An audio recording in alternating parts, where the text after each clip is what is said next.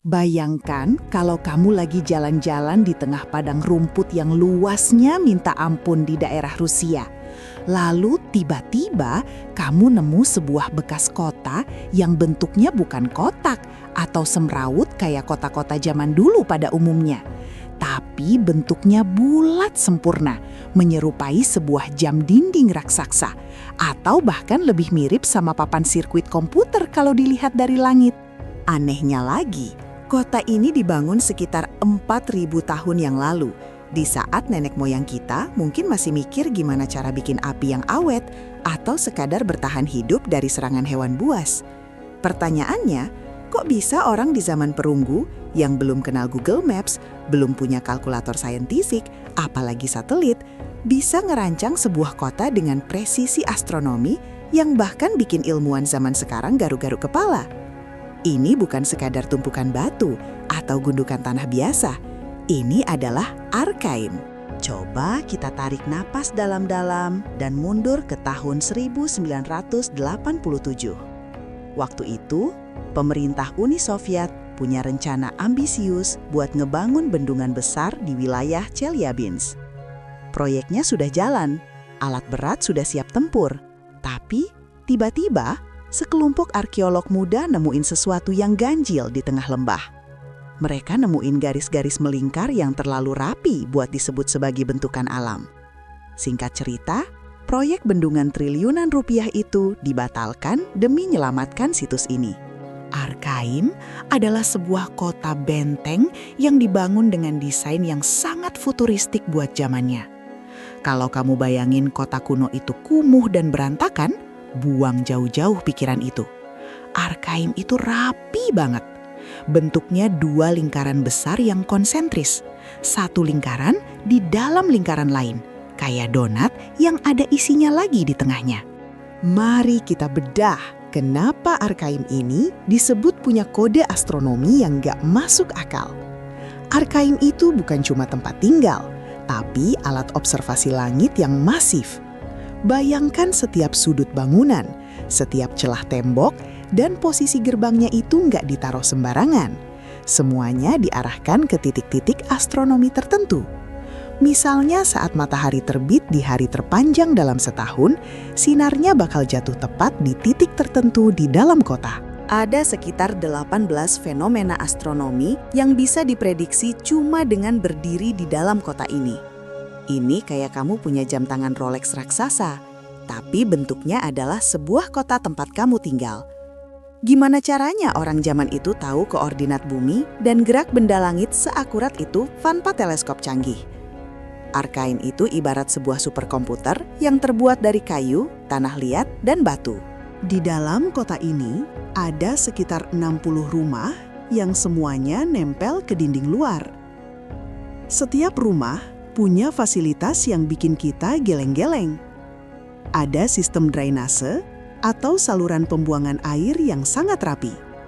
Jadi kalau hujan deras, kota ini nggak bakal banjir karena airnya langsung dialirkan keluar dengan efisien. Lebih gila lagi, setiap rumah punya semacam ventilasi udara alami dan tungku pemanas yang teknologinya mirip banget sama prinsip aerodinamis modern. Kenapa sih mereka harus repot-repot bikin kota yang selaras sama bintang-bintang? Buat masyarakat kuno, memahami langit itu masalah hidup dan mati. Langit adalah kalender mereka. Tapi Arkaim melangkah lebih jauh. Ada semacam filosofi kalau kota mereka adalah mikrokosmos, alias miniatur dari alam semesta. Makanya, desain kotanya menyerupai simbol swastika kuno, simbol matahari dan siklus kehidupan yang abadi. Para arkeolog nemuin bukti kalau mereka adalah penemu kereta perang pertama di dunia. Coba bayangin, di saat peradaban lain mungkin masih jalan kaki atau pakai gerobak lambat, orang-orang di wilayah Arkaim sudah balapan pakai kereta kuda yang ringan dan cepat. Mereka juga ahli dalam mengolah perunggu. Kualitas senjata dan alat-alat logam mereka itu jempolan banget. Tapi yang paling bikin bulu kuduk berdiri adalah bagaimana kota ini berakhir. Arkaim gak hancur karena perang. Kota ini kayak ditinggalkan begitu saja secara terencana. Dan yang lebih aneh, Sebelum mereka pergi, mereka membakar kota itu sendiri. Kamu capek-capek bangun kota yang super canggih, penuh dengan perhitungan astronomi yang rumit, lalu suatu hari kamu mutusin buat pergi dan ngebakar semuanya sampai rata sama tanah. Banyak orang nyebut Arkaim sebagai tanah para dewa atau pusat spiritual kuno. Beberapa peneliti bahkan menghubungkan Arkaim dengan bangsa Arya yang legendaris, yang katanya jadi leluhur banyak bangsa di India dan Eropa. Ada kemiripan antara struktur Arkaim dengan deskripsi kota-kota dalam kitab suci kuno seperti Rig Veda atau Avesta. Coba kita pikirkan analoginya begini. Arkaim adalah chip komputer dari masa lalu.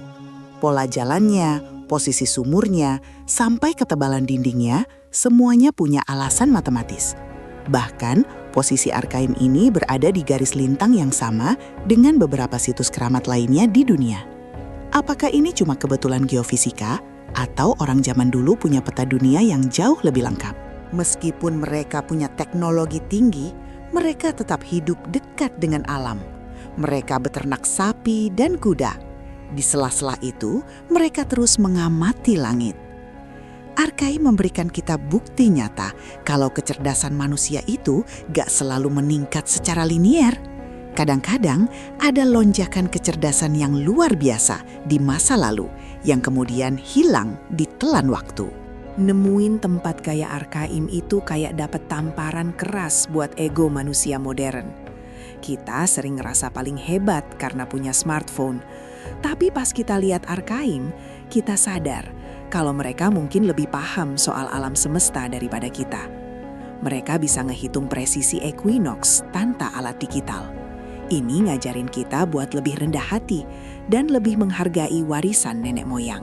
Misteri Arkaim adalah bukti kalau bumi kita ini masih punya banyak cerita yang jauh lebih keren daripada film fiksi ilmiah manapun. Dan tugas kita adalah untuk terus menjaga rasa ingin tahu itu tetap hidup. Jadi, gimana menurutmu? Apakah mereka memang manusia biasa yang kebetulan jenius? Atau ada sesuatu yang lebih besar lagi yang memandu mereka membangun kota ajaib itu? Tulis pendapat kalian di kolom komentar ya. Jangan lupa like dan subscribe buat bahas misteri lainnya. Sampai ketemu di video berikutnya.